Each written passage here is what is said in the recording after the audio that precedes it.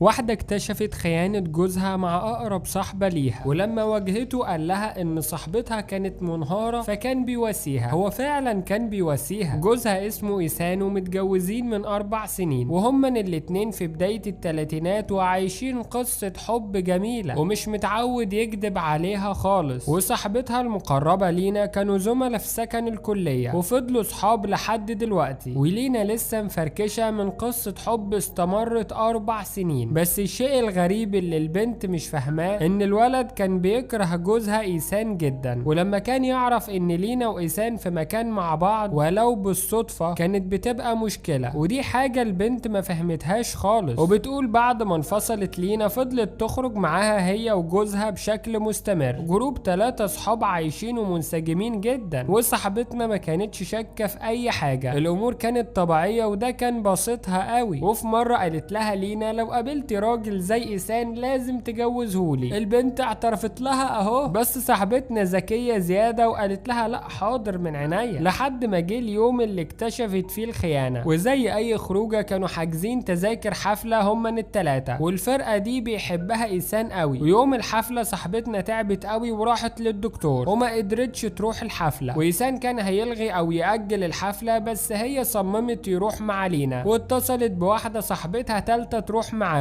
ولينا وإيسان منسجمين وكلهم مرتاحين لهذا القرار. راحوا الحفلة وفضلت هي في البيت، وفضلوا ال3 يبعتوا لها صور وفيديوهات يسلوها يعني وهي في البيت. ما كانش فيه اي شك او قلق خالص. الحفلة كان ميعادها تنتهي الساعة 11 بالليل، وإيسان المفروض يرجع البيت على 12 او 12 ونص، ده طبعا بعد ما يوصل البنات. وعشان صاحبتنا واخدة علاج نامت بدري، وحيث تفاجأ لما تصحى 3 الفجر ما تلاقيش جوزها جنبها. طلعت تدور عليه في البيت وبرضه ما كانش موجود، فدخلت على الواتس لقيت اخر رسالة الساعة 11 وانه هيوصل البنات ويرجع البيت، يعني تسيب جوزها يوم تلاقيه اتشقط. وهي وبتدور في الشات سمعت صوت عربيته تحت، فدخلت الأوضة بسرعة وعملت نفسها نايمة. كانت مستنية هو يحكي لها من غير ما تسأله، ولكن دخل الأوضة وغير هدومه وما تكلمش خالص. فهي عملت نفسها كأنها لسه صاحية دلوقتي، واتوبت كده وقالت له إيسان انت رجعت؟ وسألته عن الساعة، فالباشا كدب عليها وقال لها الساعة حوالي 12 ونص. كانت في حالة من الصدمة لأنها كانت الساعة 3 وربع، بس ما اتكلمتش وعملت نفسها نايمة. هيجي لها نوم ازاي بس؟ وتاني يوم سألته ايه الأخبار، الحفلة كانت حلوة؟ كانت ناقصاك يا حبيبتي والله، كان يوم تحفة غير العادي خالص. فسألته تاني هي الحفلة خلصت الساعة كام؟ قال لها بكل كذب وبرود الساعة 11. ووصلت ليه